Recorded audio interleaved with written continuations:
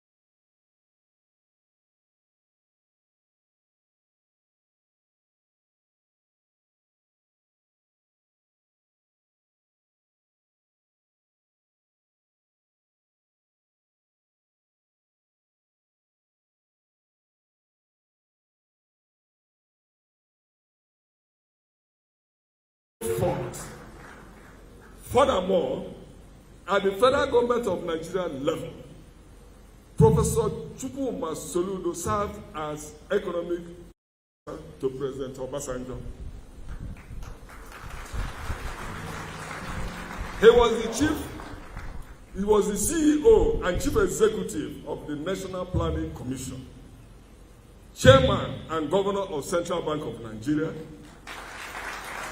Chairman of the Board of the Nigerian Security Printing and Minting PLC, Founder and Founding Chairman of the African Finance Corporation, and Chairman or member of over 25 technical committees at the federal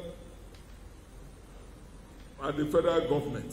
Equally, then President Buhari appointed the great scholar and consultant you are looking at, Professor Soludo, as a member of the Presidential Economic Advisory Council.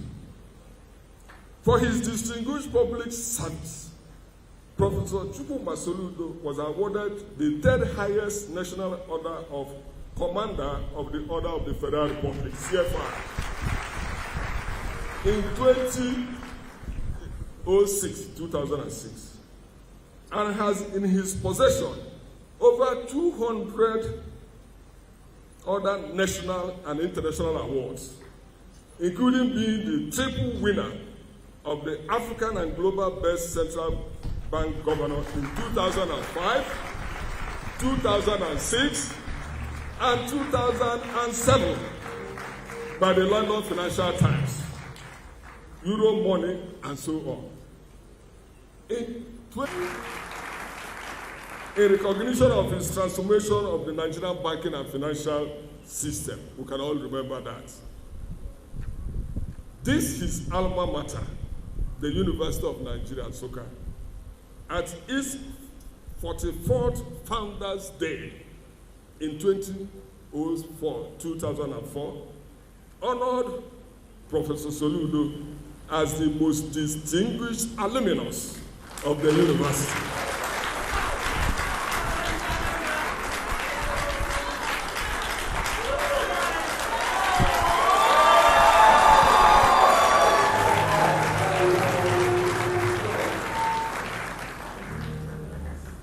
Professor Soludo has been variously recognized internationally among the top 100 most influential Africans.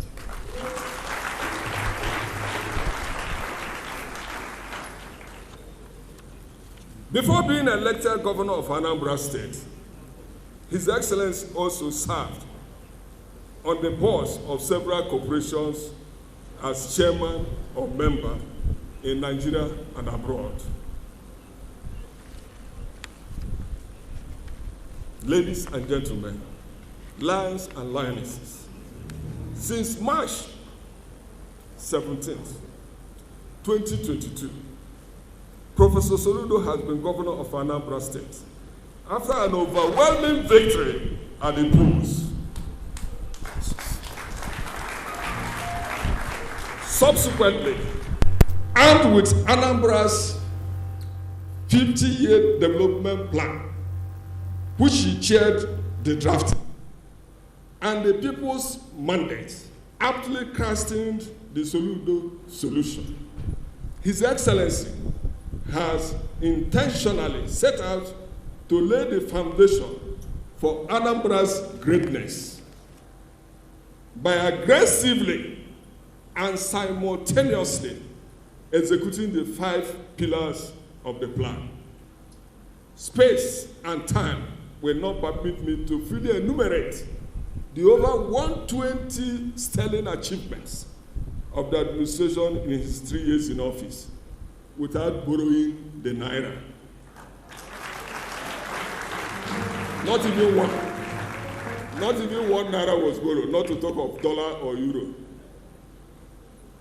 His Excellency, you must be reminded, does not have or condone the disease of boroniasis or boromonia, bedeviling many states in Nigeria today. If you don't know the disease, after you see me, let me tell you the genesis of the disease. It is therefore not surprising that the world celebrated Professor Soludo as Mr. Transformation.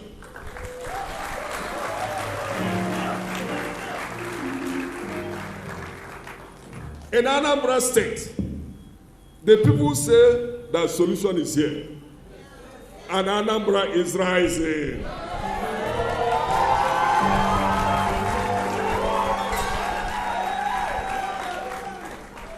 For His Excellency's accomplishments, the world is beginning to notice, as it has received about 24 awards, including the following I will tell you now. The 2023 Champion Newspaper Governor of the Year Award on Infrastructure and Rural Development, and we are seeing them today. The Pharmaceutical Society of Nigeria Personality of the Year Award. Dr. Michael Okpara Leadership Prize 2024. Best State in Digital Technology Development. Best State in Digital Infrastructure Technology Development. The Primary Health Care Leadership Award as the Southeast Region and National Best in Primary Health Care Development. Winning a cash prize of $1.2 million United States dollars. Times that by 1,600 and you get the naira, and you will clap more when you convert it to naira. Anambra State ranked #1 in fiscal transparency by Budget It, and among the top 5 most financially sustainable states. He also had the award of the 2024 Sun Newspaper Governor of the Year. Also, the 2024 Vanguard Newspaper Good Governance Award. Also, the 2024 Daily Independent Newspaper Governor of the Year on Urban Renewal. If you go to Onitsha, you will understand why this one came very easy for him. Workers' Beacon of Hope Award, wait for it, by the Nigerian Labour Congress and the Trade Union Congress 2025. And so on, and so on, and so on. Otherwise, I would have been going, but our Excellencies, His Excellency will be Mr. Chairman and the Acting Vice Chancellor of the University of Nigeria. Ladies and gentlemen, lions and lionesses, I have the singular privilege and honor to hereby humbly present to you, with a heart full of joy and gratitude to the Almighty God, the celebrated and cerebral Chalewan Bafo, Duko Udo Isofia, Odonibo Aguata na Orumba, Odenji Agulere, Oluwatogu of Anambra State, and indeed our own Professor of Economics, Mr. Solution, Professor Charles Soludo.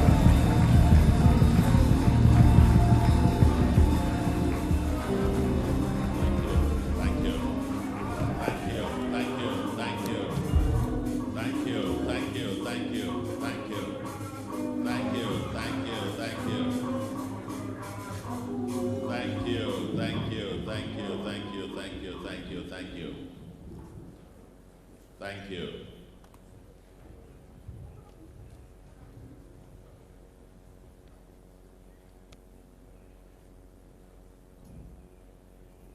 Thank you.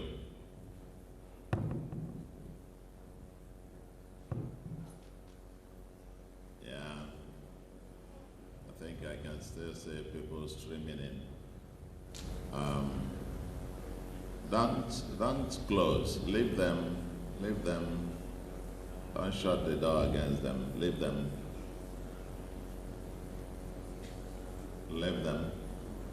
Some may have just finished their lectures and they want to join. So let them join.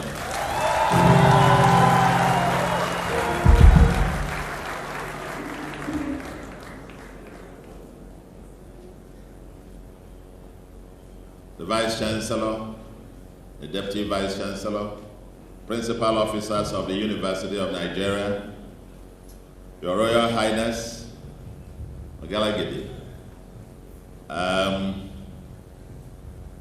lecturers, my colleagues here, my fellow teachers, great lions and lionesses, great lions and lionesses, distinguished ladies and gentlemen, let me say how very excited, not just delighted, I'm very excited to be back home.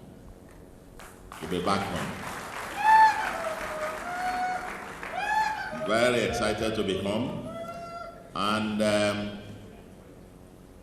let me express my deep appreciation to the ethics, AI and higher education strategy team of this university, led by Professor C.K. Siani.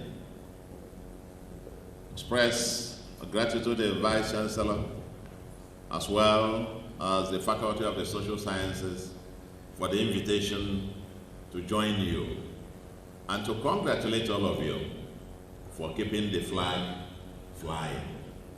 The University of Nigeria is still standing firm and restoring the dignity of man. Thank you very much. It's quite always a joy to be here. I took a leave of absence in 2003 when I first joined government. I was having quite quite an exciting career as an itinerant international scholar and consultant, getting around the world, when I was asked to join government. I must say, with some hesitation and initial reluctance, but finally set out to join, to answer the call to duty, to our fatherland. Because we believe that God, in His infinite wisdom, who decided to make us Nigerians, make us Africans, must have a purpose. And that purpose must be that each and every one of us is called upon to make maximum contribution to leave this place better than we met it. And even especially for us as academics. As an academic, this call to serve, we have three principal functions. We'll teach, we'll research, and we'll do community service. This call, particularly, to devote to some other forms of political service, community service, came in 2003. And I chose to join. I said reluctantly at first, but a duty is a duty. Because as an academic, we must remember the place we occupy in history. Plato, it was, who said, and I quote, "Until philosophers are kings, or kings and princes of this world have the spirit and power of philosophy, and political greatness and wisdom meet in one, cities will never have rest from their evils." End of quote. And that is to say that men with wisdom and knowledge must step out to offer their service to society. And my thesis, and I have canvassed this in many places, wherever I had a chance to meet with my colleagues as academics, that an academic in the third world country cannot afford not to multitask and must devote a significant amount of his time to community service. And my argument is that the marginal contribution of one educated and committed mind to community is the highest in the developing world. If you have something to offer and you shy away from that village meeting, from that Omonna meeting, from getting engaged in the community, the only consequence you have is that you will keep writing thousands of pages complaining. But it doesn't advance society.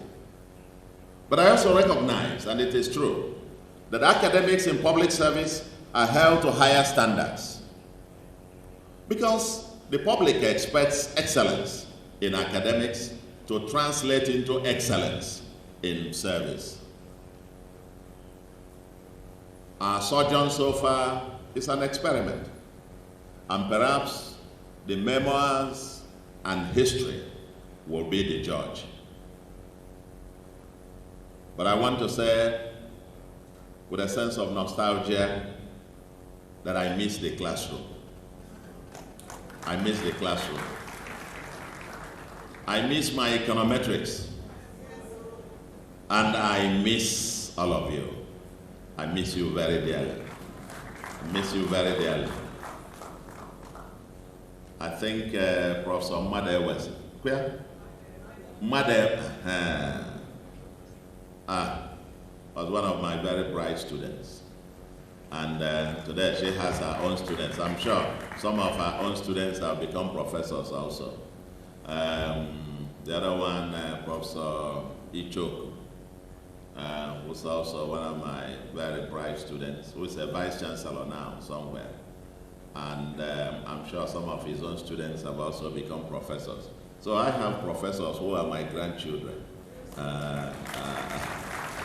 Not just my own children, but grandchildren. Because as you said, this year will mark my 27th anniversary as a professor of this university.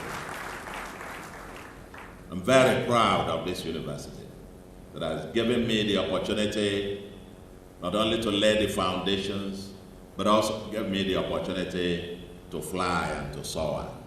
I'm greatly indebted to this great university. But back to the topic.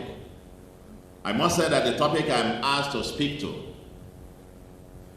given to me by the head of this unit, this team, this institute, Professor C.K. Siani. I'm asked to come and speak on ethical leadership, security, and sustainable development. And he added that I should use the illustrations from Anambra on this. And all I can say is that I cannot disobey him. I will speak as directed. Yours sincerely.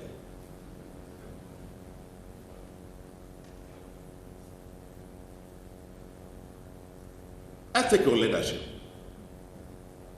in my view, is leadership with public purpose. Ethical leadership is selfless, exemplary, transformational, not transactional. It's service with integrity and compassion. It is a life wire of progressive institutions, be they homes, schools, classrooms, boards, offices, churches, governments, etc. An ethical leader must embody and exude the change that he wants to see. Ethical leadership mostly requires swimming against the tide. And I will tell you, it can be very costly and even dangerous. I have had some examples, I can give you 100 illustrations in my short career, starting from here at the university. Now I see many students and the lecturers, professors here.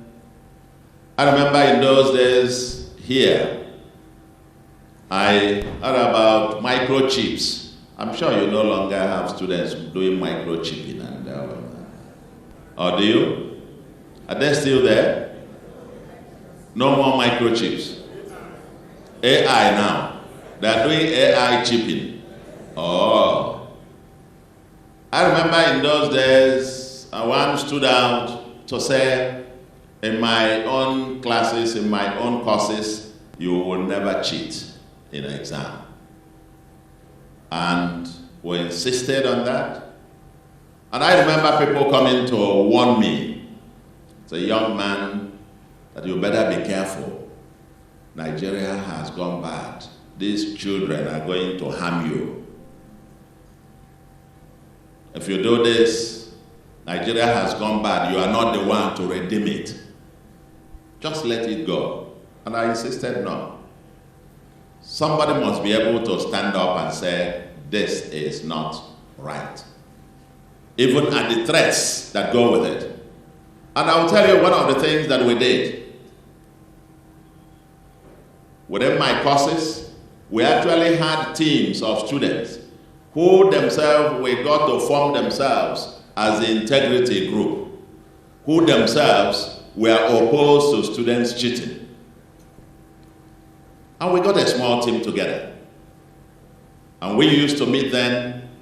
And in my classes, because my classes weren't very large ones, if you got to take mathematical economics or econometrics or macro theory and all of those, not too many students, it's not a very crowded. So during the exams, we used to get the students, the integrity group. I think Prof. Icho was one of them, happened to be a Reverend Father too. So, they were part of that group. And we will get them interspersed on the various roles, the integrity group. And then we put the others. We put them in the middle. So if anybody on the left or right was trying to do something funny, and as I was moving around, if you're by the right-hand side, my integrity group member would just wink with the right eye, and I would know that somebody on the right side or doing something funny. And I will just move over there and stand by you behind the student. And you will see, NEPA will take off light immediately. After it squiddles a bit, it will be turning to look at you. Okay, why don't you leave? I say, no, continue. Why don't you? And you see them squeezing their palms and sweating until finally you catch them. Some will write on their laps. You will see there was one very fair lady, student, who now was wearing a baggy shirt, turned her laps to become dark, where she drew all the formula for doing econometrics.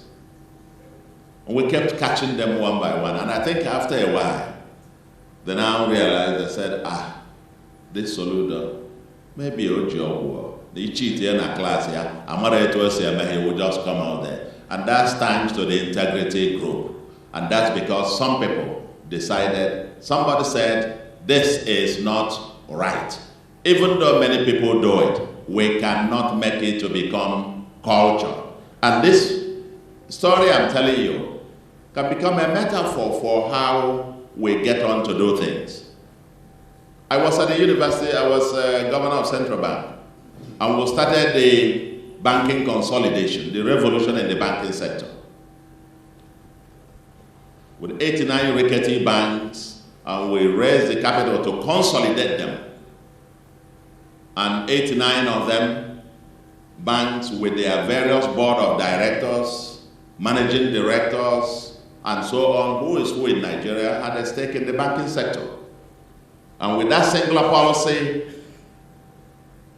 it was a very dangerous move. Many said it was impossible.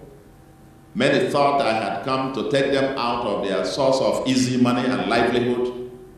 It became a very dangerous revolution.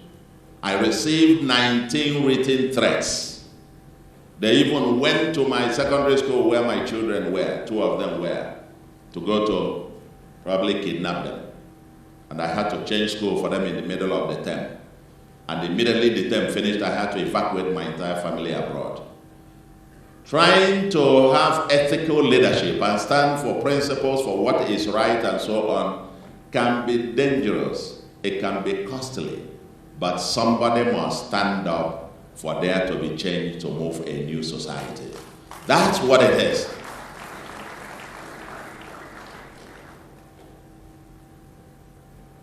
So leadership is about taking responsibility, not making excuses.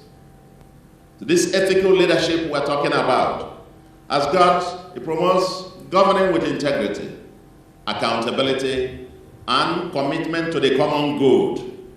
I said it's public service, public good, public purpose. You must have, if public purpose is not the driving force, you cannot offer ethical leadership. If transformation is not the driving objective, you cannot offer ethical leadership. If it is transactional, what is in it, in my pocket for it, in it, my pocket, then you can never offer ethical leadership. And that's why I said it pervades everywhere. Integrity is key. Integrity, acting honestly and consistently with one's values. Fairness, making impartial decisions, treating everyone equally, and the equitable distribution of projects and programs and so on, regardless of who.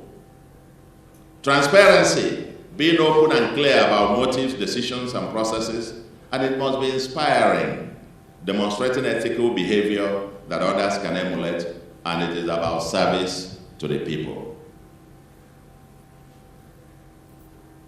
In Anambra, we've tried much of what we've tried to do in the last 3 years. We've tried to put this together in a framework that becomes the guiding principles. Beyond the elements, the critical elements of ethical leadership that I just enumerated, as a guiding, a governance philosophy, we have tried to mainstream intentional ethical leadership in all that we do in Anambra, for example. Governance principles of equity, fairness, inclusiveness, and compassion.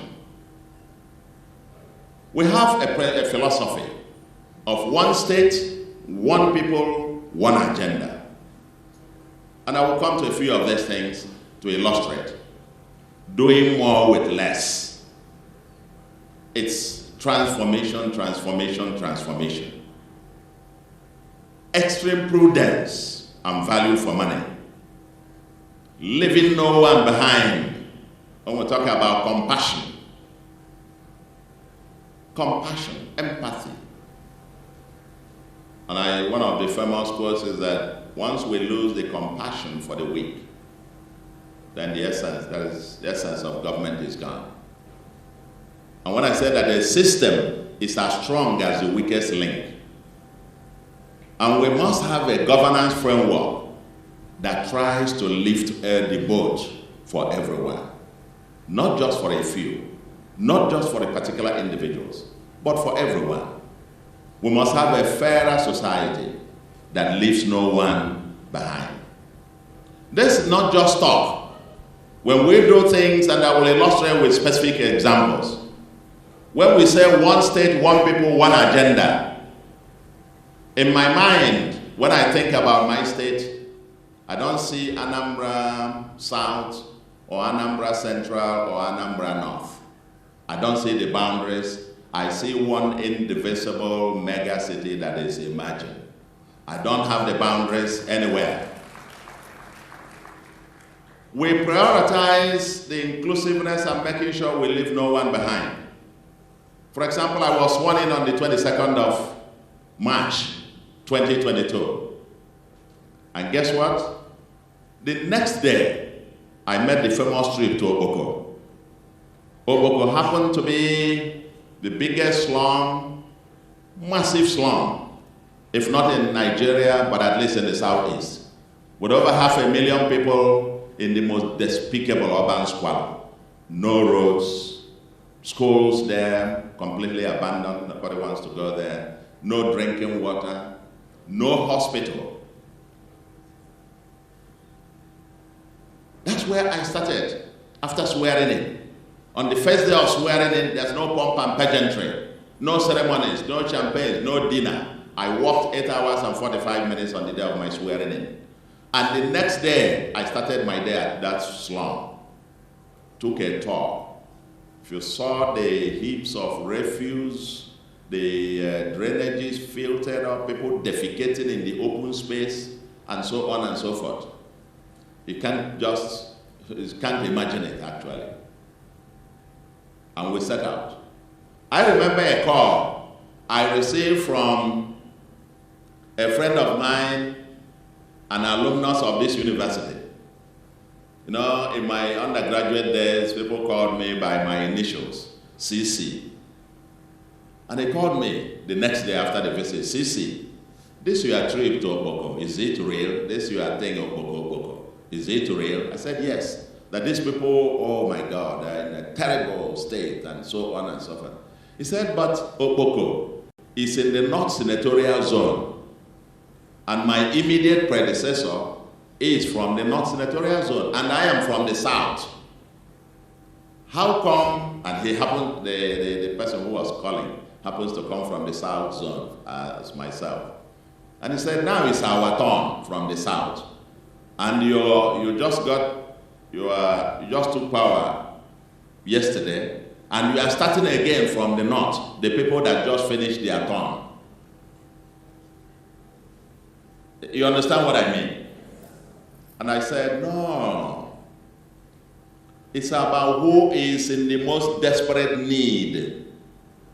Today, we just went down back there in a triumphant entry back to Oboko. By the way, they say you don't call them Oboko anymore, you call them New Heaven. There we've completed over 14 kilometers of street roads. We're doing about 21 in total. We have massive drainage controls, the silting that haven't been done, the silting of the drainages and, cutting away heaps almost mountain heaps of refuse all over the place. Now they have street lights, nightlife. They have pipe-borne water and the general hospital where women are receiving free antenatal free delivery. Yes, that's in the north. The same day I flagged up the roads in Okoko, I went to flag off the roads that lead to the only local government I know. I don't know about any other.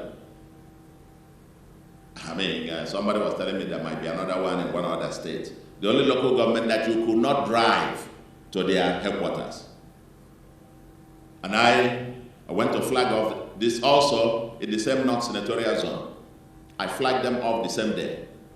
And today, we have completed the road project to not only to the town, but also to that local government headquarters in the North Senatorial Zone. I know, coming from this part of the world, there were all manner of proverbs. People started telling me, you are from the South. Nah, is this thing, is it a curse? It is now our turn. And he just started. And when that started now in the North, and every time he's talking about, oh, these people are in terrible condition and so on and so forth. And let me also shock you. I've done 5 brand new general hospitals since assumption of office. All the 5 of them are in the North Senatorial Zone, not in my zone. All the 5 in the North Senatorial Zone, none in my zone. Because that's the zone with the greatest need. That was left behind. You have whole local governments with no general hospital. And we decided to fill the gap.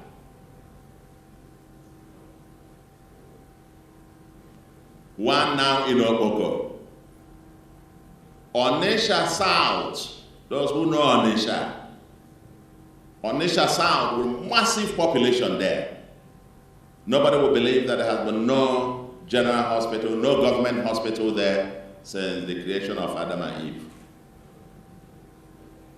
Today, there isn't just a general hospital, it is a specialist general hospital there.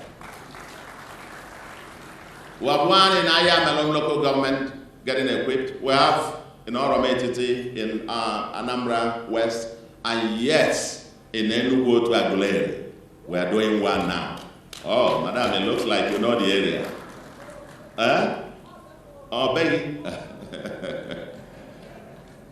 By the way, the same Enugu to Aguleri happened to be the one community that I cried publicly. I shed tears because I drove about an hour going to the place, almost on the bush, getting to that place. When they were making a case to me, they couldn't believe that there are still places in Anambra like that. And I have been told various governments in the past thought because it's too expensive. It's in a swampy area to build road there. And they have been ignored and abandoned. They have never seen 1 inch of tarred road to their place. And today we are doing about 8.9 kilometers of road, and we're going to get them.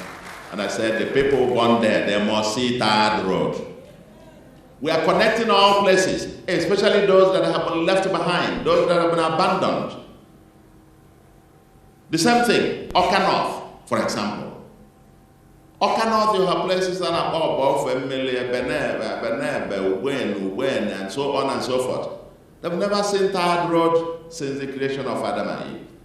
I've just completed within the first year plus a year, 27 kilometers of road that takes it to that place that I've never seen it before. I understand the oldest man there came out to the tarred road and they said he was talking to his ancestors to touch the tarred road and telling his ancestors, that his colleagues, that when he comes back, he will be able to tell them how a tarred road looks like. So, what is driving us? Several parts of Anambra today that have never been connected, because our vision is to have Anambra connected as one smart mega city, a livable and prosperous smart mega city. To be one mega city, it has to be accessible and connected all year. And so all those places that have never seen one before, that have never been ever connected before, we are intentionally making sure that we take development to their doorsteps. And all over Anambra today, asset prices, land in particular, asset prices are quadrupling, going on 4, 5, 6, 10, 100 times over in various places because of the connectivities going around, but driven intentionally by the need to leave no one behind. Leave no one behind. One state, one people, one agenda. We don't ask you where you come from. Once you can do it, you get the opportunity. We don't ask you how you worship. Once you can get it done, we'll get you to do it. And that's why before I came into office, there was some tension about denominations in the state. Some tensions. I happen to be Catholic. Some tensions and so on. Legacies of the past. But we set out to address this. And we have addressed it to a point that the CCN, the Christian Council of Nigeria, the umbrella that embodies the Anglicans, the Methodists, the Salvation Army, and so on and so forth, now they came together and gave us an award as the father of ecumenism. Father of ecumenism, the one that actually brings the body of Christ as one. Because I don't understand, is there an Anglican and the Pentecostal Fellowship of Nigeria, by the way, agreed with that award? Because I don't know whether there is an Anglican way of tarring a road or teaching mathematics. Okay? We are one. We are building a society that you look at a person first and foremost as a child of God. Before I ask, it's of no interest to me. How you worship is your personal business. When you go home, you do that. But we must build a society where we prioritize the human person. When we see us doing free education from primary, kindergarten, primary, intentionally up to senior secondary, 3, in all government schools, or recruited 8,115 teachers to end the era of schools without teachers. And having this bit is to give opportunity to especially the children of the poor who have been abandoned in these public schools.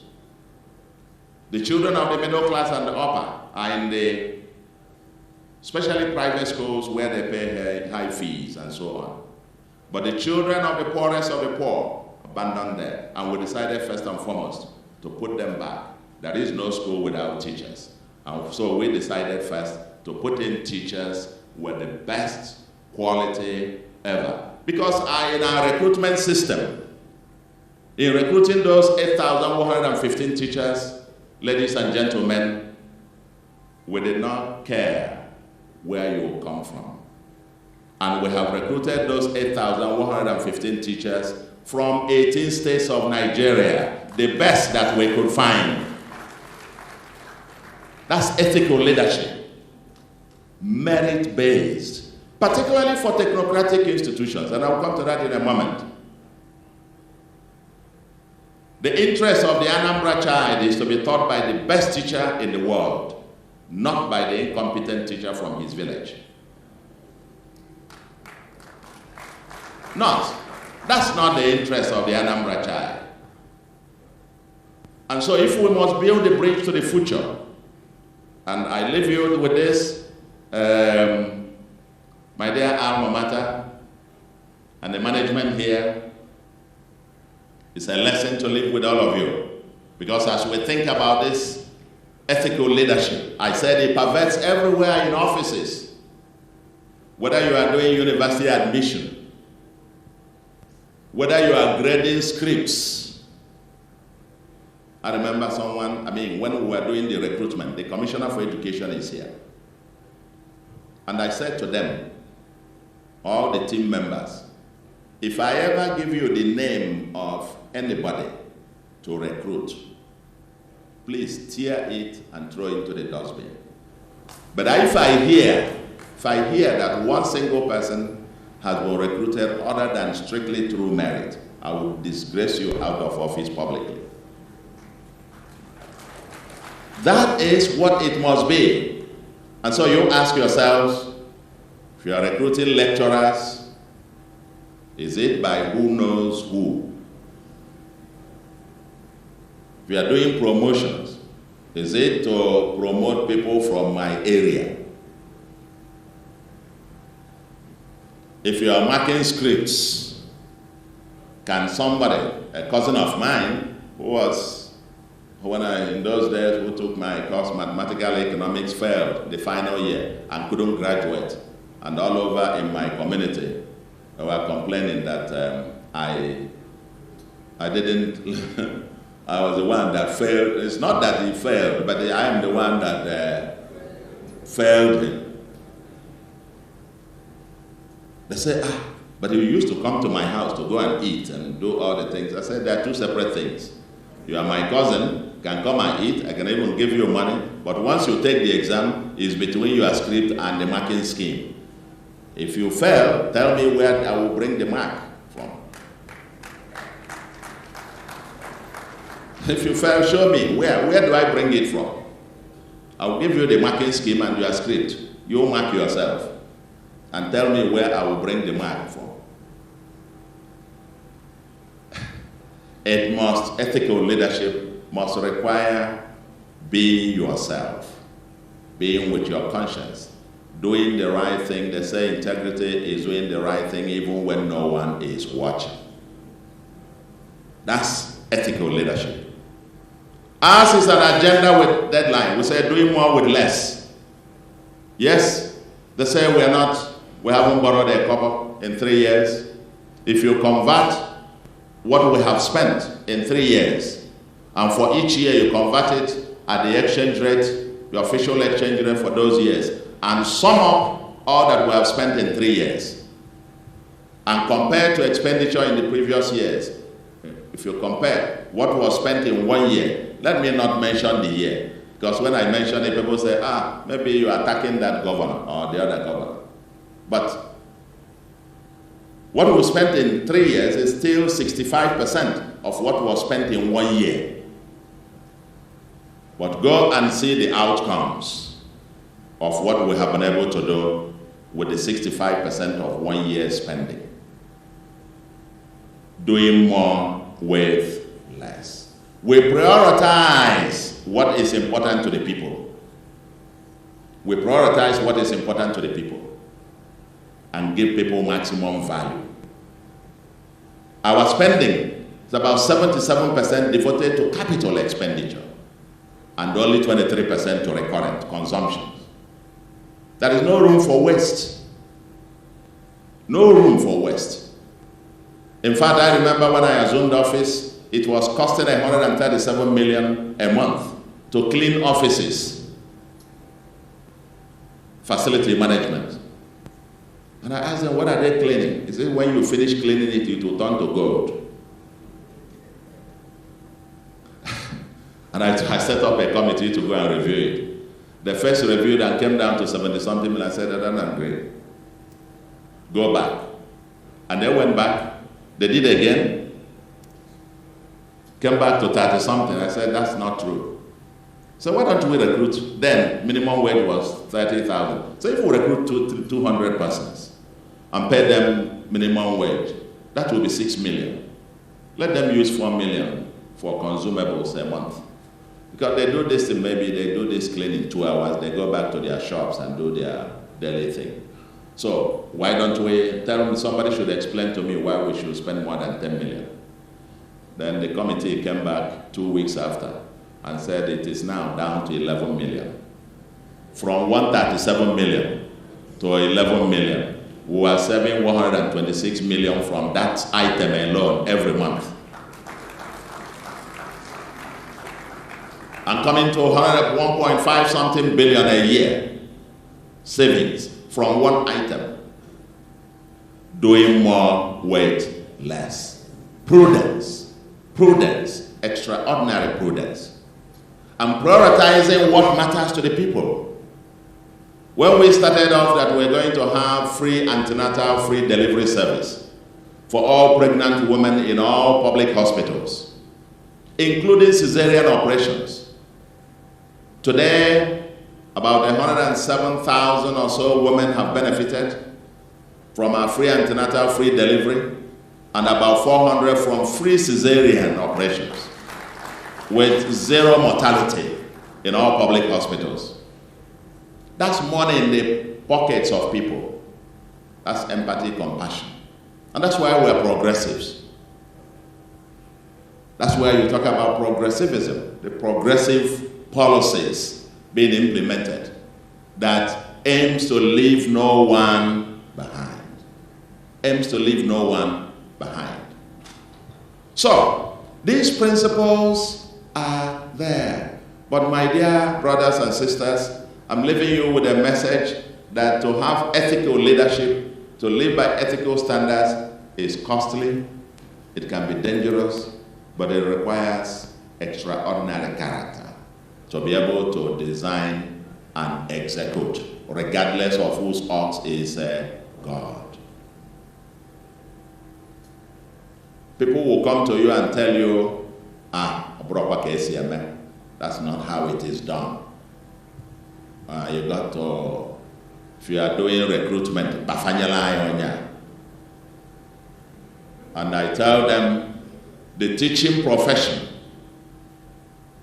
medical profession, and somebody even added priesthood, and a few other professions. These are not professions that you can recruit somebody through patronage, through ibafanye.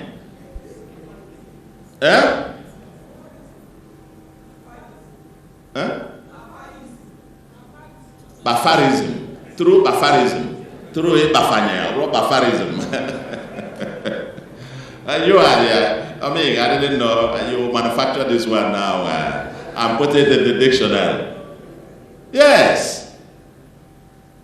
If you recruit teachers, if you recruit one teacher that is incompetent, you have probably killed a generation.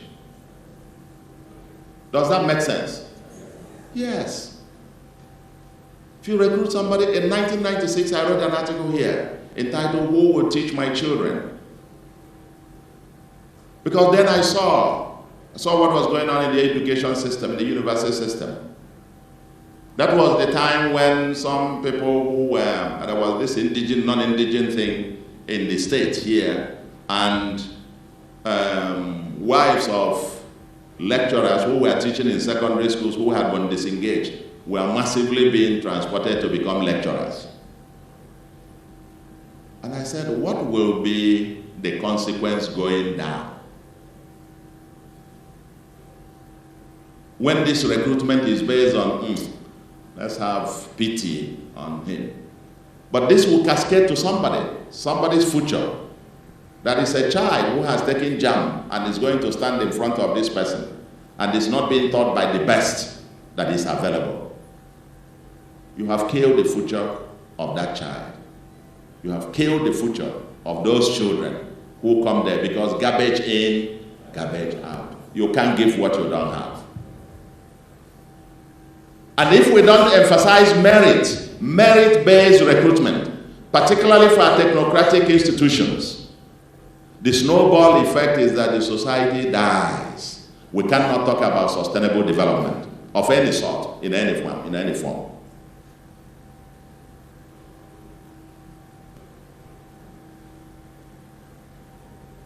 So, when we do this ethical leadership, our aim is to promote transparency.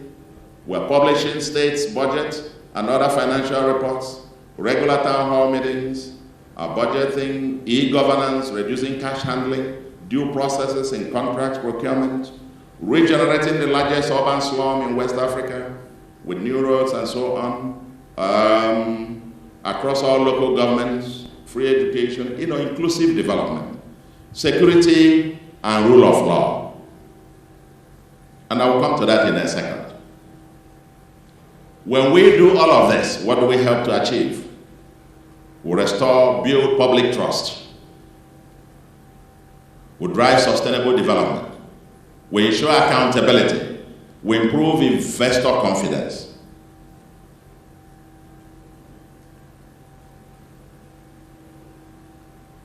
That's the framework, ethical leadership, the principles, and how we must apply them on our day-to-day living.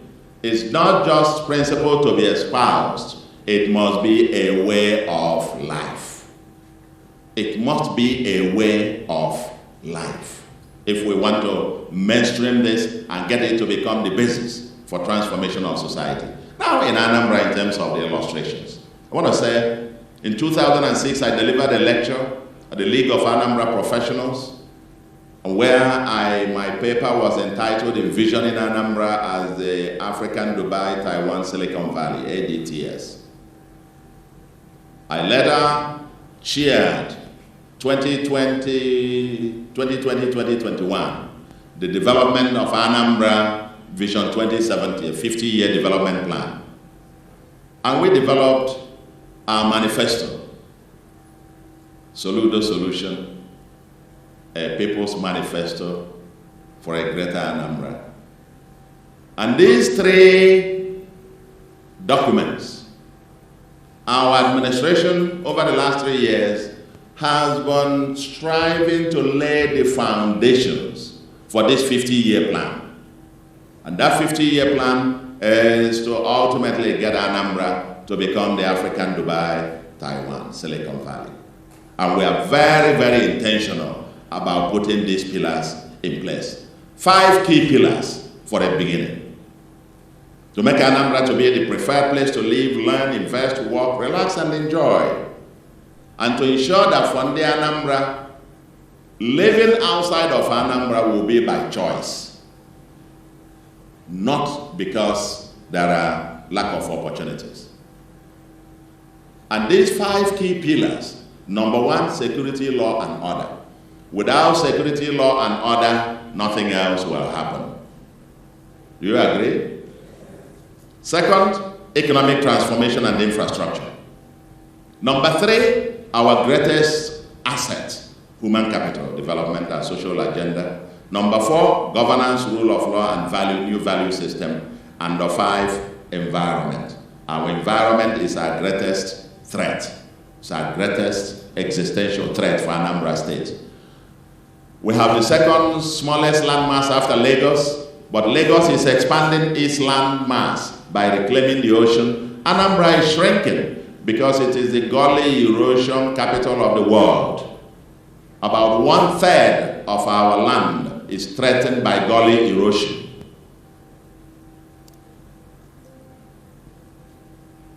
But to get these 5 to work, ethical leadership is the bedrock of the Soludo Solution agenda. I understand something was played here before we came. Is that? Those of you who came early, I learned they played a 30-minute documentary. So I'm not going to waste your time much trying to rehearse what we have tried to do on each of these pillars. But I think Prof. Sani was mentioning, I think he visited Oka and just went to 2 places and was screaming. But I'll tell you, you haven't seen anything yet. We're only just beginning. He went to the Solution Fund City, which is well, certainly there is no place like this in the southeast of Nigeria. There's no leisure park of anything near that. And certainly in the world, there is no leisure park with an international country club. Nowhere else do you find that in the world. You will only find that in Anambra. And we enjoy you. Come to Anambra to relax and enjoy. Because part of our vision is to change the narrative of Anambra from being a departure lounge to becoming a destination point. We are building our Silicon Valley on the old government house complex where the governor used to, the government house and so on. All of that, 13 hectares of land is being developed now as our Silicon Valley to come. And yes, we have broken 34-year-old jinx. Anambra was created in 1991 and is the only state that I know that was created about that same time with no government house, no governor's lodge. The governor lives in what was supposed to be a temporary accommodation in another town, Amawabia. And the government house was in the office, the yard, for where the construction company that built Enugu-Onitsha Road in the early 1980s, where there was their yard, where they packed their equipment with prefabricated buildings. That's where, when the state was created, they said, let's start from here. And they started from there and got stuck there. And when I came, I said,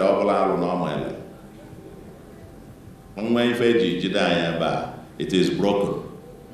And today, we have world-class, eco-friendly, tech-driven mini city that has 56 structures in there, like no other, I would like to say. I'm yet to see anyone like that, particularly also with an amphitheater that sits 1,125, 250, all in one. In that ecosystem, everything is there. Government house, the governor's lodge, the presidential lodge, the deputy governor's office, the state banquet hall, the hospital, everything is a mini city within there, befitting on the Anambra, befitting Anambra as it were. Now, those we're not talking about, but the leisure park, I welcome you to come. But let me emphasize something. Because in this title here, they talked about security. Is it? Security, ethical leadership and security happen to be, I think appropriately when you chose the title, to be the foundation for sustainable development. Without these two, nothing can happen. But ethical leadership must offer security as well. And I will give you a context. When I assumed office, 8 local governments in Anambra were totally no-go areas, were totally under siege, held hostage by these guys in the bushes and so on, claiming all manner of things. What ideology? But they were common criminals. They were just kidnappers, people involved in criminality. Whatever thing else anybody tells you is just hoax. The key is that it is lucrative criminality. They went in there to do kidnapping, full stop. Even when I was campaigning, we could not campaign freely, including my own local government. We couldn't campaign freely. In those 8 local governments, nobody stepped into Ihiala to campaign. No candidate. In fact, one candidate for the election, we were campaigning together. He was a candidate of Labour Party, one Abasimalo. He was going for a rally, a campaign rally, and his convoy was stopped, and they took him, and he was never seen again. Every local government we went, 8 of them, they were taken over. We came, we started off, we granted amnesty. If you renounce and come back, we will retrain you, rehabilitate you. We took the fight to them, liberated over 60 of those criminal camps, and they will come out, burn the police stations, burn this, burn local government. It was a war. But the more we fought this, the more we came to really step back again and ask, what is it that is driving the supply chain of this criminality? And we identified a number of things. Number one, as what we might call the ideological and philosophical foundations, as well as harmful institutions that fuel and sustain the supply chain of criminality. What are those ideological and philosophical foundations? Part of it, with apologies to some of our prosperity preachers who assure people that there could be crown with no cross. That you can just do, if you just put in God, God will be a money doubler, and so on. You don't have to work, and you receive a lot.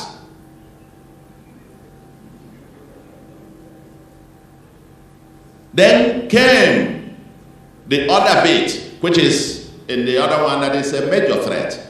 The Okite and all of those native doctors who now assure people, assure our youths, you don't need to work. All you need is to come. They make charms for you. We prepare charms for you, and you can then, either you go to carry cocaine, drugs, and the machines, the scanning machines abroad will not detect you. Okay? And they carry them, and they get out there, and they are being caught in their thousands. Prison yards all over the world filled with our young ones. Young ones. Recently, about 23 Nigerians were executed in Indonesia. One of them from Edo, 22 from Anambra. These are children who are, young youths who were deceived with all these things. That this magic, you become wealthy through magic. You don't have to work. If that one doesn't work, they say they prepare it for you to do Yahoo, what they call 419 scams. Okay? You tell them, we've gathered hundreds of youths, and they say, what do you do? Well, Yahoo. Well, some of them don't even know how to say Yahoo. They say Yahoo. We are doing Yahoo. You see young people, 9 a.m., they're doing nothing. They're in the beer parlor, hoping for some magical means to make money. And I've said this some other place, and we're going to engage with the people in the Nollywood. I think people in the Nollywood help to cement this belief that people make money through magical means. Because that is what is being demonstrated every time, and people see it and begin to believe it. And believe that, oh, if you cut somebody's head, if you get this, they make juju for you, you become wealthy. The only thing is that it will have consequence later. Then you call a pastor who will pray, and then it will be solved. So people see this narrative, and they say, okay, the young ones, they say, my friend, their new philosophy is get rich young or die trying. So they now decide, let me get the money, and then go to call the pastor. Are you with me? And now, when they do the Yahoo bit and it's becoming difficult, they now move over to kidnapping. They do the charms for them, and you can do successful kidnapping. So that's the infrastructure that has been fueling the supply of this. So the more you get them, the more they're imprisoned or killed in battle, and so on and so forth, the more and more of them are coming. And we felt we better get to solve this thing from foundations. We better address both the warped ideology, the philosophies, as well as these institutions that continue to fuel criminality. There is a clash of civilization, clash of philosophies, clash of ideologies. Growing up, we were taught in this part of the world, the foundation of our wealth and our growth. We say that aka aja aja na emegene. The values of hard work, enterprise, and integrity. These were the foundations for the wealth of our people. Hard work, enterprise, integrity. They were pushed aside. Some of them even tell the young ones, well, if you are not a millionaire and you are 20s, then I don't know why you are alive. Consequently, you say little children are missing. Young girls go to hotels. They are killed, their parts taken away, all in search of the rituals. Are you getting me? Then you are beginning to have a new team of youths who don't believe that you have to work. They want easy money. Destroying these youths. And we decided we have to go to the foundation. Something that is new and different. We enacted the Homeland Security Law in Anambra State. The Homeland Security Law in Anambra State. And that Homeland Security Law is getting to the root of it. If you are telling people that you can get wealthy through magical means, we bring you, you come and explain. We will all line up. And you make all of us millionaire. You make my job easy now, isn't it? If all the people in Anambra could become wealthier than Dangote and Elon Musk, we will all line up. You make all of us billionaires.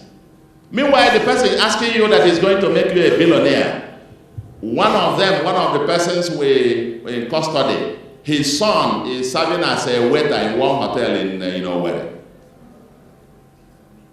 And yet, when you come, he's going to make you a millionaire. I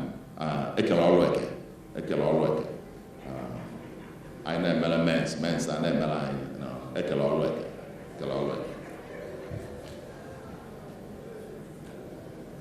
you know? Then for a woman, when you get trading or work,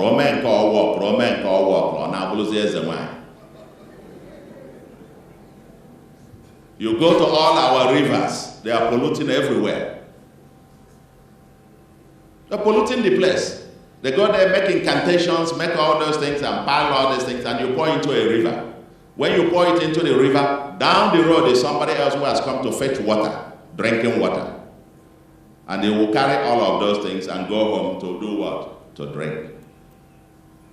And somebody tells me it is our culture. And I said, no. They make all those incantations on our wall, all those things. When they finish, they go to the main road and line up the entire roads with all kinds of, is this how we're going to become African Dubai, Taiwan? And I said, no. Listen, if you are, we're not against the traditionalists, traditional religion. Most of them are very decent people. They are people with honor and integrity. But there's not this new one that is destroying the foundations of the society, the moral fabric of the society. When you carry this, you finish doing it. If you must put it on a road that goes a four-corner road, you go to a road that is an intersection, isn't it? That's what they say. Now, for us, we say, okay, now, when you finish doing it, stay in your compound. Okay? Go to one corner of your compound. You go one side, it's one road. You cross it to the other side, another road. Put it at the middle. That is an intersection road in your compound, but not on the roads of the state. If you are Ezemwanya and you need water for your own to be effective, you know what we do? Buy a buta. Fill it with water. When you finish looking at water, do whatever you do, it will have effect. But don't come and pollute our rivers. If we'll catch you, we'll lock you up and prison you. We were arrested. Several of these people were prosecuting them, and if they are found guilty, they will go to jail. Now in Anambra, we can call you and question you for your source of livelihood. We can call you and question you for your source of livelihood under our Homeland Security Law. Because we must get down to it. And this culture that celebrates wealth without work, we must all work to end it. From the church, from the classroom, from the society, and so on and so forth. Somebody goes on, it's Ike Malaysia, it's Peter Brazil, and he comes home, you know what he's doing, he's a drug baron. And he is coming home, and everybody is rushing to their homes. These are the ones that will now become chairman of bazaar. When you celebrate those, that's a society gets what it celebrates. You become what you celebrate. So, we are very serious about it, but I guess what? They tell me once this started, that's what they call also Soludo, began in Anambra, and hundreds of these very terrible native doctors have gone on the run. Several of them poured their various things into drainages and ran. Some have relocated to various places, and we are not relenting. And we've told our people, you may have, each day I hear all manner of skits. There is one that you hear. Onwele no na ya adịghị na-emisi ego ike, mana o nwere ife ọ na-arụ, bịa gbaa ya ama.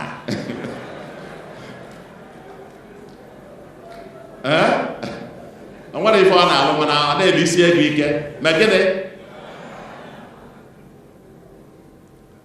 There is an article yesterday that I read, a Reverend Father wrote, and the title was, "If not for Charles Chukwuma Soludo, Anambra would be the headquarters of modern-day human sacrifice." It's a Reverend Father, but I think he's consecrated in Korea, South Korea. I think he's probably from Anambra also. We have our Wakune chamber.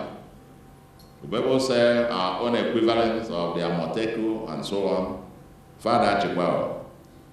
And we have our special Operation Udogachi, with technology-driven surveillance and so on and so forth. We are investing heavily on security. And I can bet you Anambra has turned, some say it is the safest state. I will say we want just not to be the safest in Nigeria, we want to be one of the safest in the world. That's our own target, and we are getting there. We are celebrating and trying to mainstream a new rebirth of our values. Rebirth of our values. Aka jaja, that's what we are rebirthing. We are taking this mantra through our primary and secondary schools. Because that's who we are. That's who we are. Hard work, enterprise, and integrity. Not is the only guaranteed way to sustainable financial success. Not through magic. Burn the midnight oil. Complain. But do something. Work. That's the new society we are trying to build, because that's the society that will inhabit, that we can build all the skyscrapers in the world. Without the new person that will inhabit it, you will go back to square one after a few years. And that's why we are very serious about this revolution, and we are not relenting. We have all manner of other things about this urban regeneration and so on and so forth on OCA, and we're not our youth development, to complement this. We felt we needed to give our youth a future. I don't want to get into the other ones, all the other programs. I'm just picking excerpts of it that illustrate a few things about ethical leadership. Our One Youth Two Skills program, that is proving to be the most effective youth empowerment program ever. We are building on the Igbo apprenticeship system. We take our youths, if you want to learn tailoring, we take you to a known, certified tailor. You stay there, you learn the skills almost on our apprenticeship system as an apprentice. You learn there, practice there, hone your skills. It's not a 3-week skill thing or 3 months thing. It's almost like a year. And you must have had some education before. When you finish that, we bring in the Anambra Azikiwe Business School, and they give you entrepreneurship skills. You even know how to manage resources. Then we give you seed capital for you to begin. And then we still have some billions we set aside. If you need working capital, you can go and take at 9% or so. to start off. We started with the first 5,000 and we distributed some billions to them. And guess what? About February this year, 1,000 of them came back and they proudly described themselves as young millionaires. And they themselves have now offered each one of them to train one person and empower the person as well. We are creating youth millionaires who will, as a counterforce to this narrative of easy, magical, getting money by magical means. We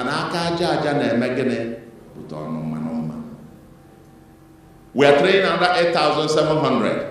And in the next few weeks or months, we will also be doling out some billions to them, to get them out. Our target is to create some tens of thousands of young entrepreneurs, millionaires who will become the billionaires and the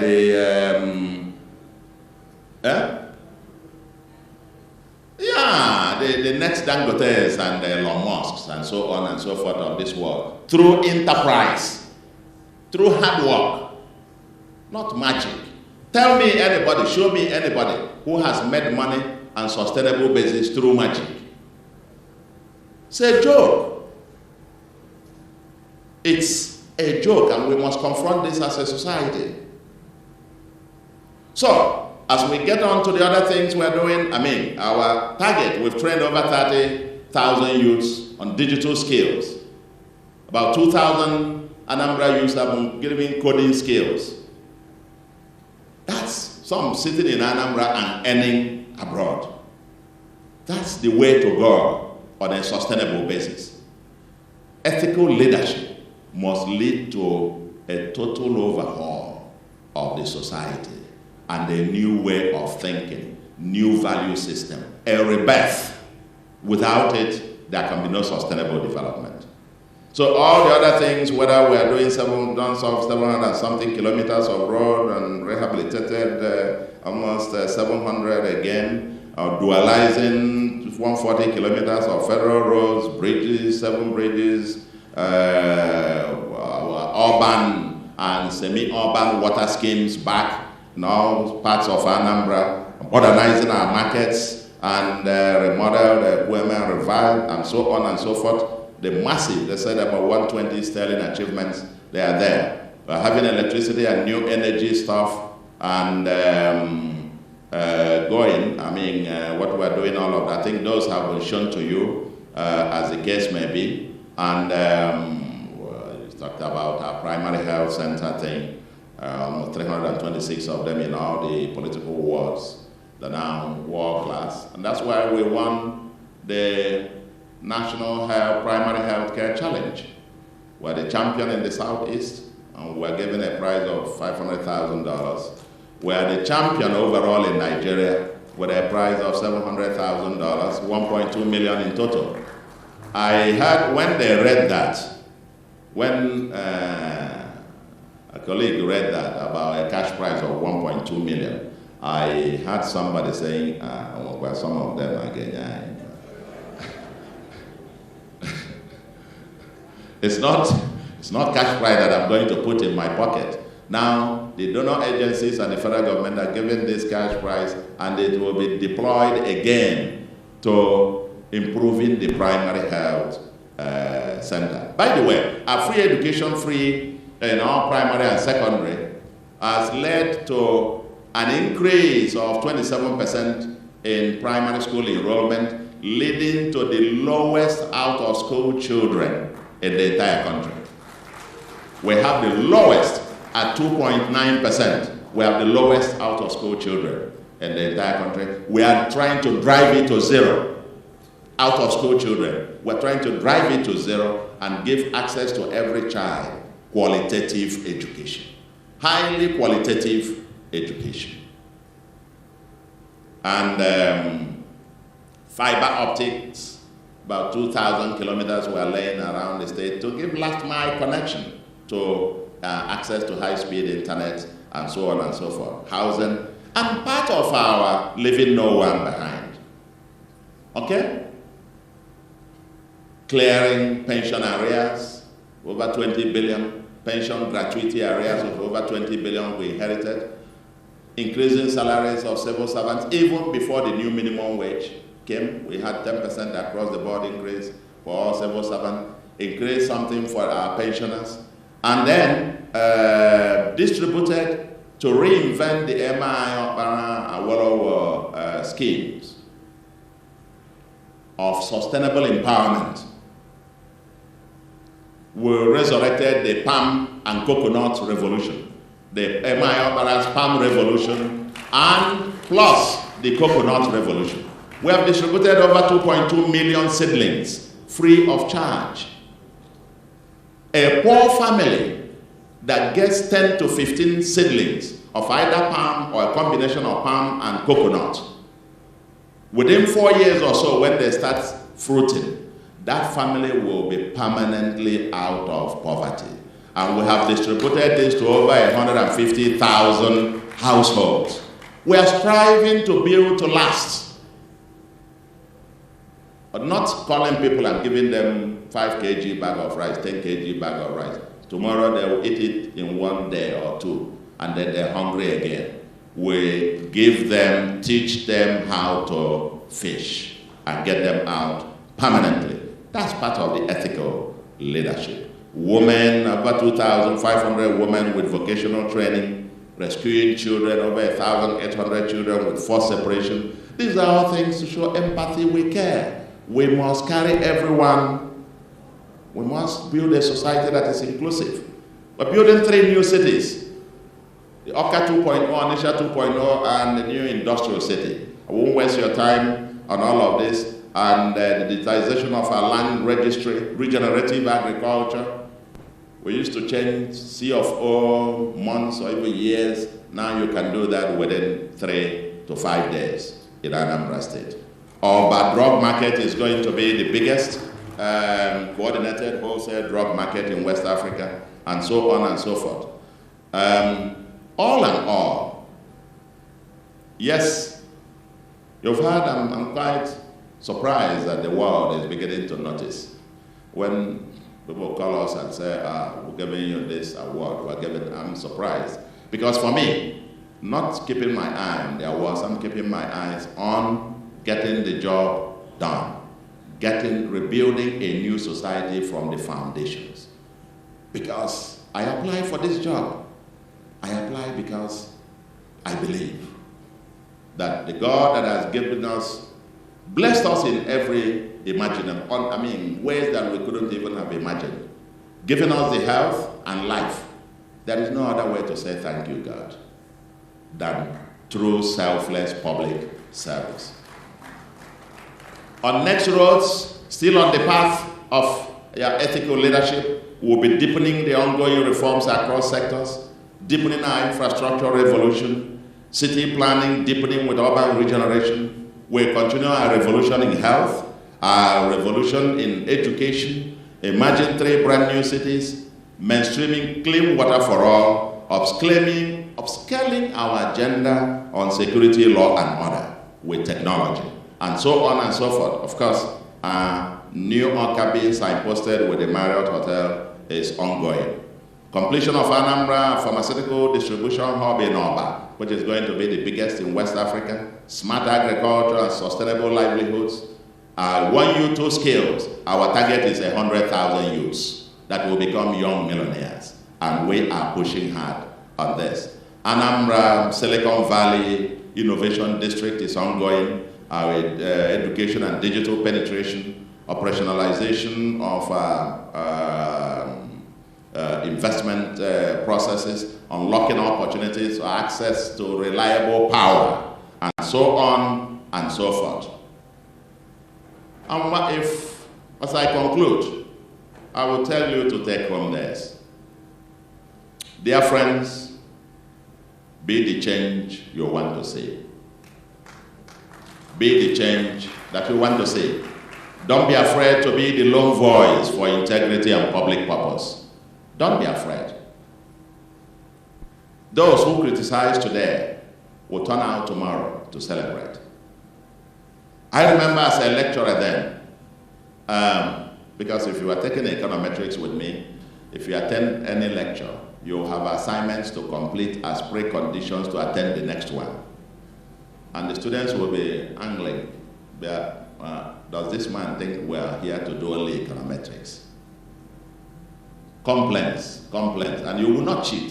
If you cheat, I will catch you. And so on. But then when they graduate and they meet you on the way, you taught me econometrics, and you'll be very proud to come and announce to you that you taught me econometrics. One even was telling me how he went for a banking job interview, and he went and rehearsed Crucianis and all the autocorrelation and so on and so forth that he had learnt in econometrics. And he went to the interview. He said whenever they were asking him questions, he was trying to lure them to ask him something in that area so that he could bamboozle them. And then whenever he said, yes, I could do that, I could do econometric model and predict what you are doing. For example, I would check for. Then he started talking about all the nonsense that the people doing the interview could not understand. He said finally, and that they were nodding. They didn't want to show that they didn't understand what they were. He said finally I got the job. He excitedly came to me to tell me how that I taught him well. But it's because we insisted that you must learn it, no shortcuts. No shortcuts. Prioritize transformation over transaction. Mainstream merit-based leadership selection, especially in technocratic institutions. And let me say this, because I'm here at my alma mater. I know sooner or later you'll be going through some selection process for the leadership. I know politicians are invading campuses and trying to influence selection processes, but we must resist this.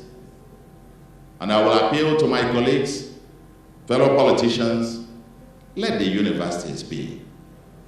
Let the universities be.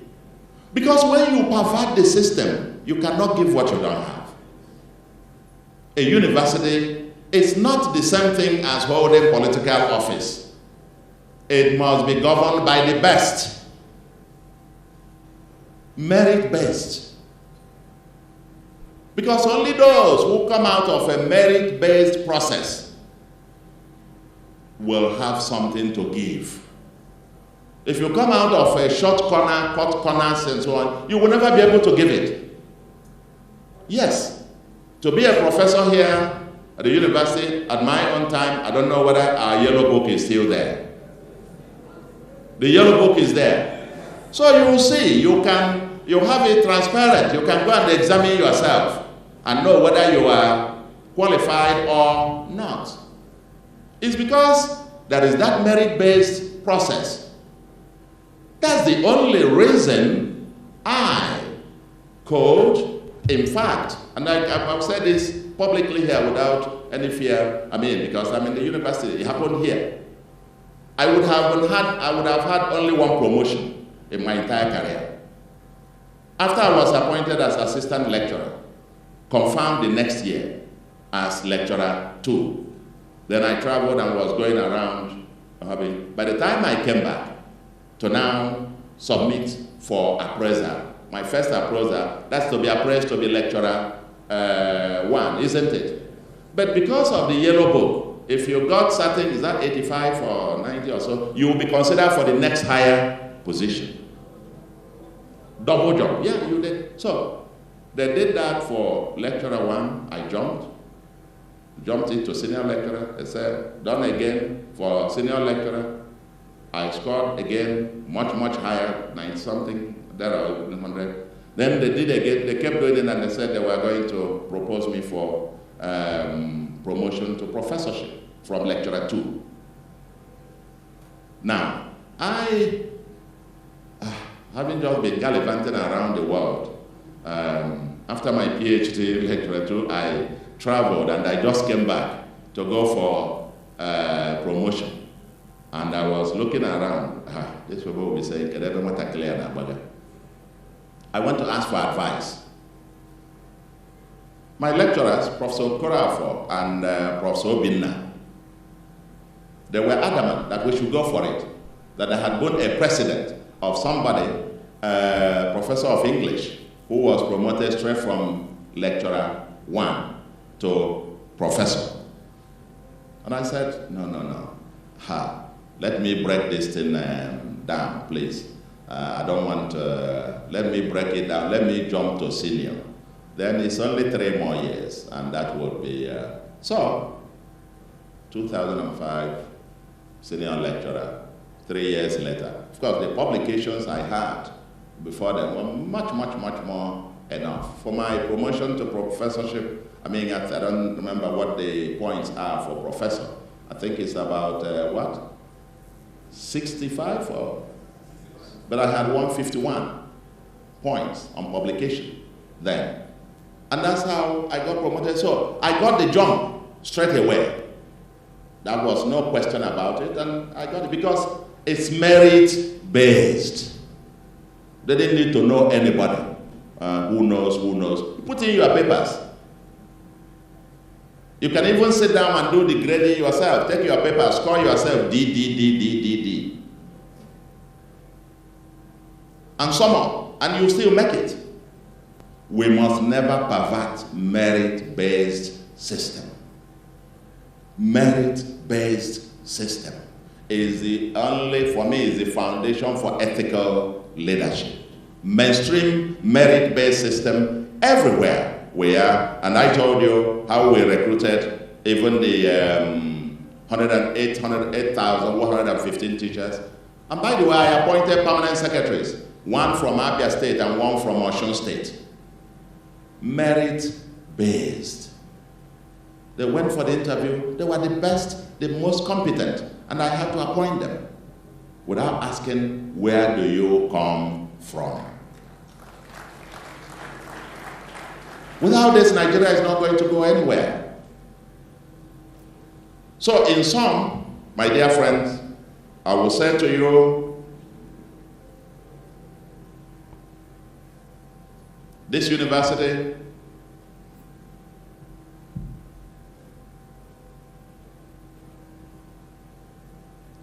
for 65 years, this great university has been striving to restore the dignity of man. So far, how far? I'm excited that UNN has chosen to lead by championing ethical leadership, perhaps as the only way to fundamentally restore the dignity of man sustainably. But talk is not enough. Criticism and complaint is not enough. Remember, the task is always easy when you are not the one doing it. A friend of mine, a colleague friend of mine made this quote, and I love it. The task is always easy when you are not the person doing it. Government should do this, everyone should do this. You see, these people are messing up. My friend, step out. Do something new and big. Let's start with UNN.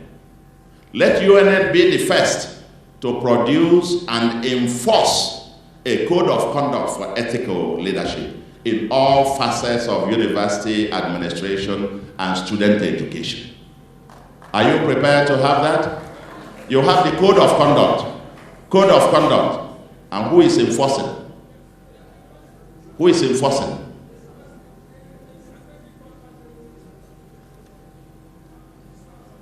Now, once you have it, because sometimes, and I leave you as fellow academics, fellow students, lions and lionesses, the task of moving Nigeria forward is our collective responsibility. It's too serious to be left alone to politicians. Too serious to be left alone, they're running the economy, too serious to be left to the hands of the economists alone. Because we are involved. Our lives are at stake. Our future at stake. The future of generations unborn at stake. But each person must decide for himself or for herself how you want to play that role. Yes, for Nigeria, some see the glass as half empty. For me, I see the glass as half full, ever optimistic that there is no way. We're not different from anyone else.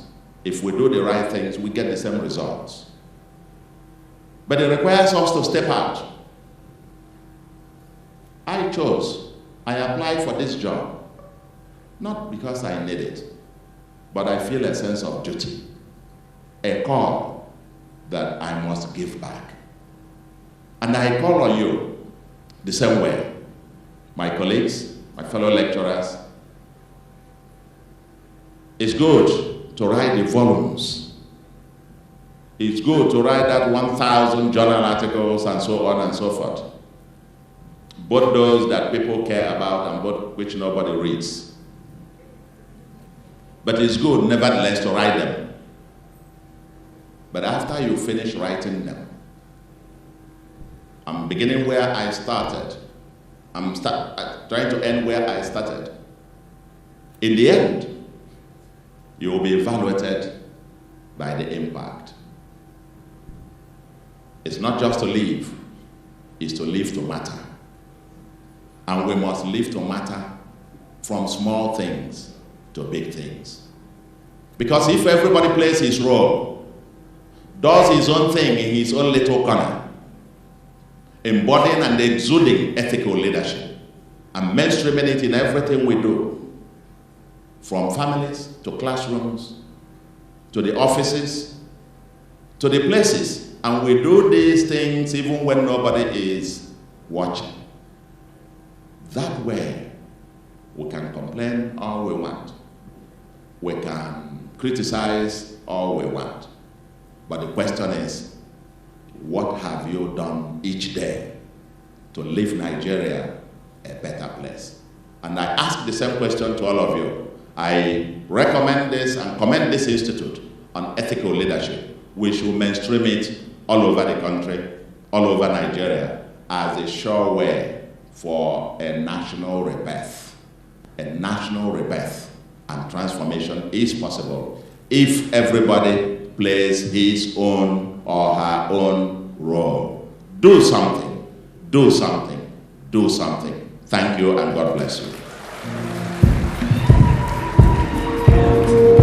The emperor, the conqueror, the champion, the lion is here.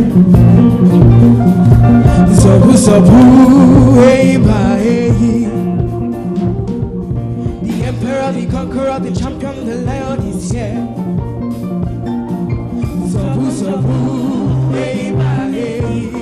Toya dike, nenu dike, Toya dike, nenu dike.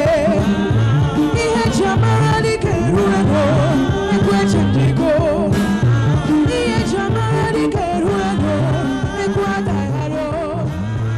Owe magasi, owe mekasi, owe ngabasi.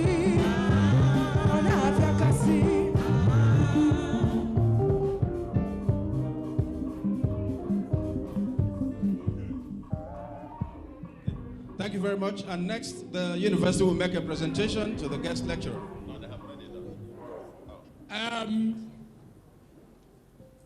With the registrar, the vice chancellor, represented here physically by Professor Romanis Ezokonkwo and Dr. Adobe, the boss of the university, we formally induct you, Professor Charles Soludo, into the Hall of Fame as a senior research fellow and practitioner partner. You have gone beyond that. Partner. You are not okay, you are a partner. As a partner, what is here a conferment of award as a partner with the university on ethical leadership and security and sustainable development. Thank you. Thank you very much. I deeply appreciate this.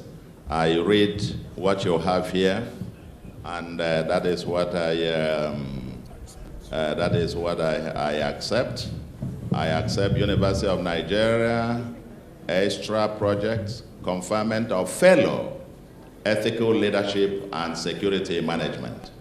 And His Excellency, Professor Soludo, CFR, a sustainable solution.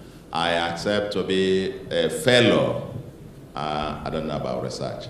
I accept to be a fellow of this unethical leadership and security management. Thank you immensely. And when we talk about this, I must also say yes.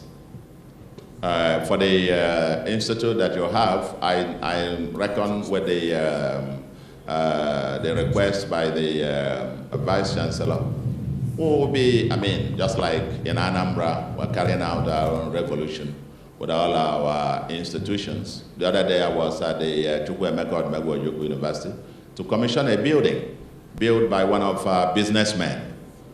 Still this kind of building that we are talking about. So I think we got to get out there to look for businessmen and so on to be able to do the basic infrastructure.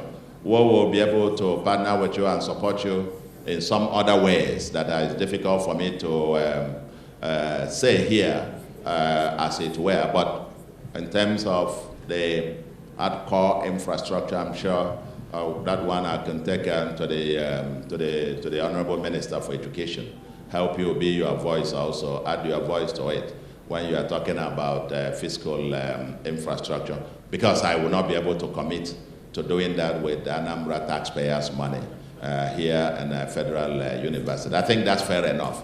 That's part of ethical leadership, so to speak.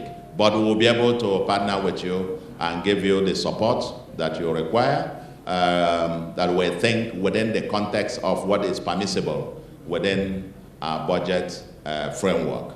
I speak straight as part of the ethical leadership. You know, the correct political speech is consider it done when it has no intention of doing anything. But when I say yes, it means yes. And when I will do something, the way we do it, that's why I came with Chinwe Okoli. You know her. She was heading a bit of this institution, yes, here. And then also CFA, Abada, who has our ICT agency. Where is CFA? I came with two of them. Oh, here he is. So I came with the two of them because we're dealing with this technology, AI, and so on and so forth. I came with two of them. I think working with the two of them, we'll be able to work out a partnership framework that we can support you and support you robustly. This is my alma mater. Anything that I can't do, I don't do. You know that it is not feasible within the remits of the state budget. But if it is feasible, you can be rest assured we will get it done.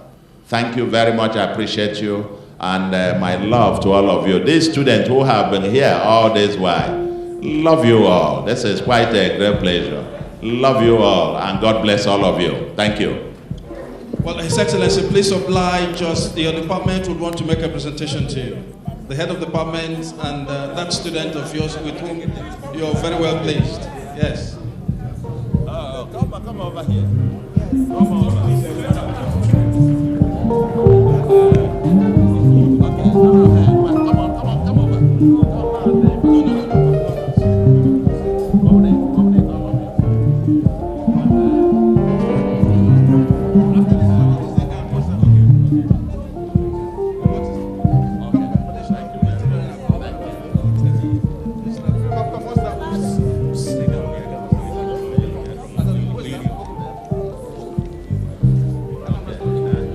Okay, His Excellency, when it rains, it pours.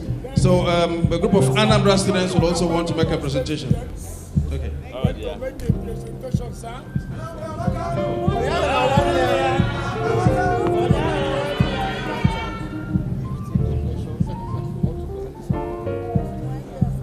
I'm hoping that's the last, because when it rains here, it pours.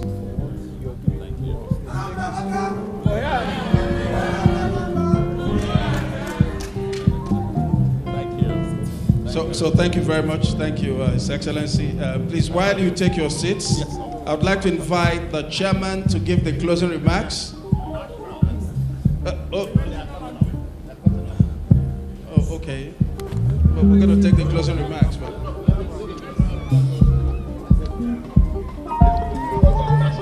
we'll take the closing remarks. Yes. The chairman, give me for the Texas. Yes, the chairman, please.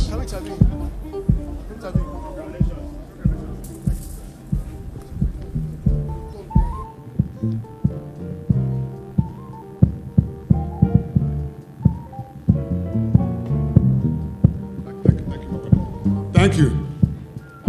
Ka inye Chineke ekene ihe ọ na-emere anyị dị mma. Ka inye Chineke ekene ihe ọ na-emere anyị dị mma. Gụọ na-egwu a biko.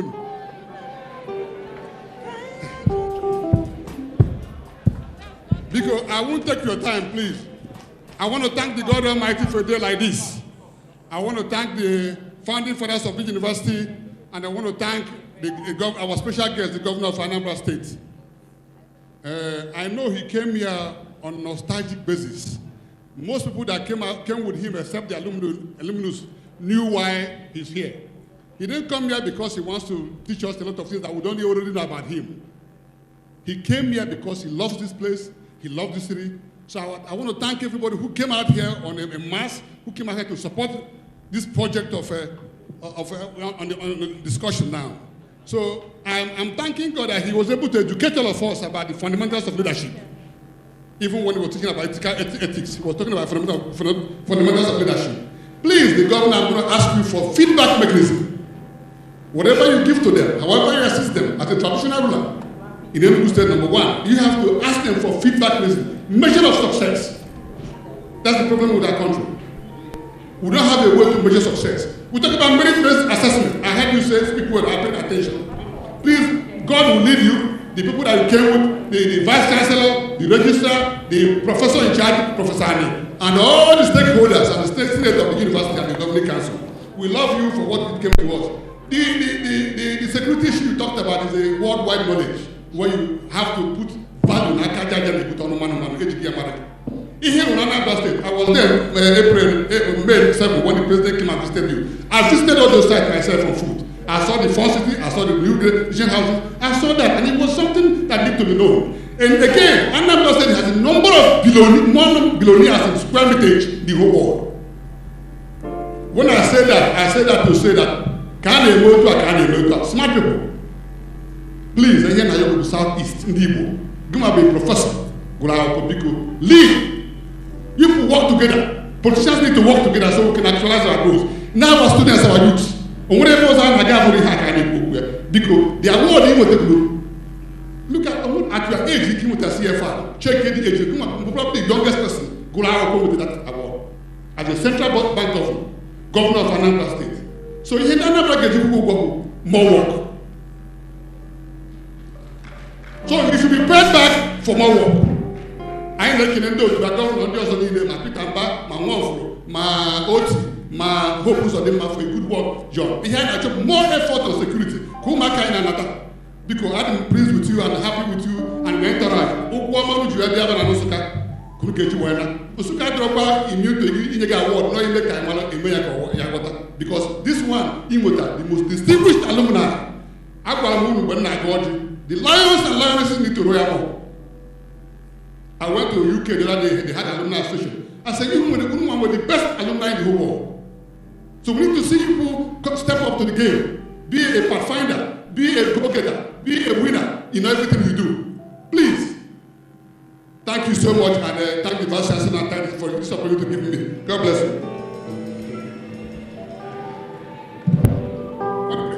Well, thank you very much. Thank you very much. Well, of course, there will be photographs at the very end, but let me take liberties to thank His Excellency, the guest lecturer, for making the long journey and for making this day what we always wanted it to be. We thank His Excellency. We thank the many gentlemen and ladies who accompanied him on the journey, members of his executive, his special assistants and personal staff, the security and all who accompanied him on this historic journey. We thank the management of the university, our acting Vice Chancellor represented by the DVC, the principal officers, the deans, directors, professors, members of Senate, Ndiez and the great lions and lionesses, the media men who've made this a fantastic day as it is. I thank you for coming. May we rise for the national anthem. We're going to take the first and the last stanza. And that last stanza, O God of creation, direct our noble course, will also serve as a closing prayer at today's occasion. The Music Department, please.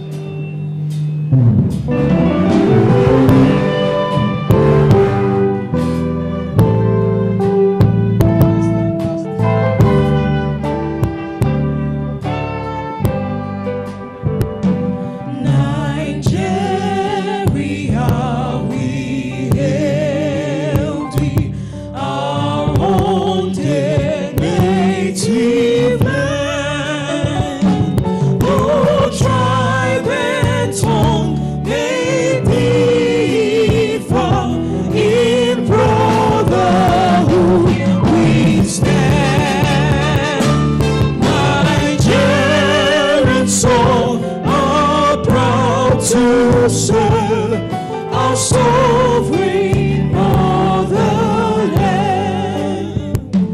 O God of all creation, grant this our one request. Help us to build our nation with no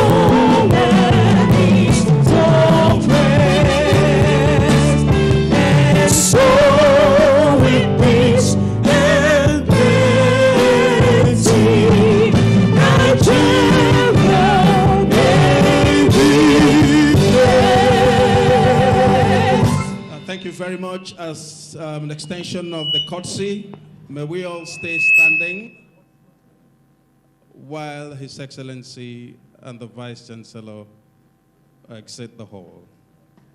Thank you very much and have a good afternoon.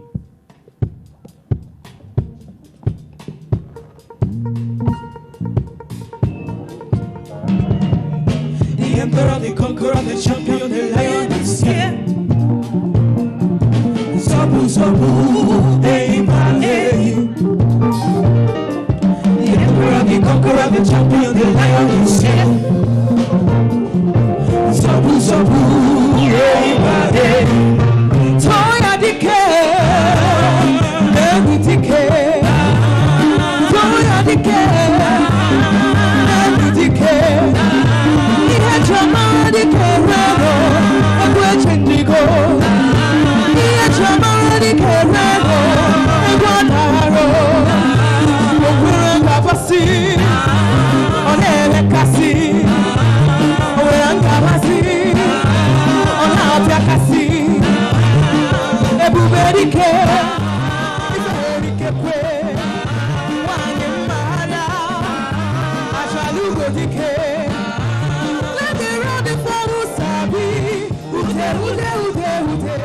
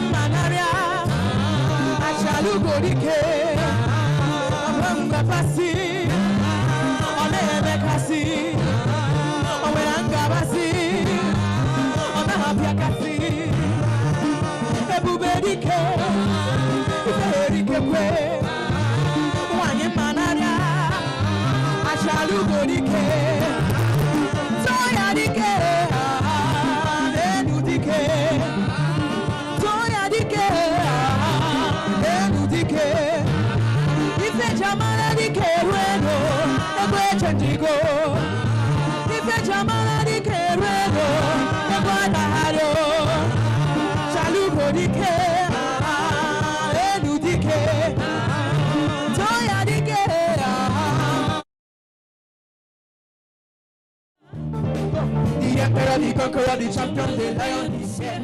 Aha! You say, Sabu Sabu, hey, hey. The emperor, the conqueror, the champion, the lion is here. Sabu Sabu, hey, hey.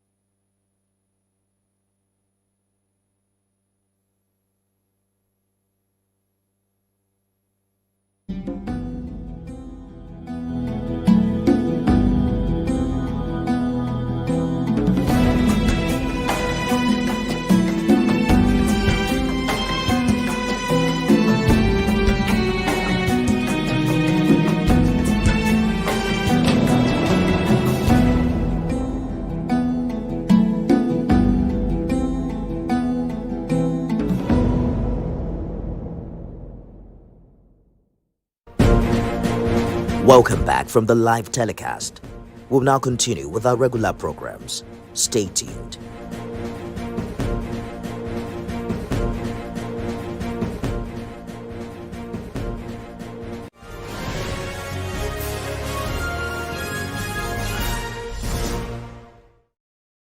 In fact, I didn't learn that 100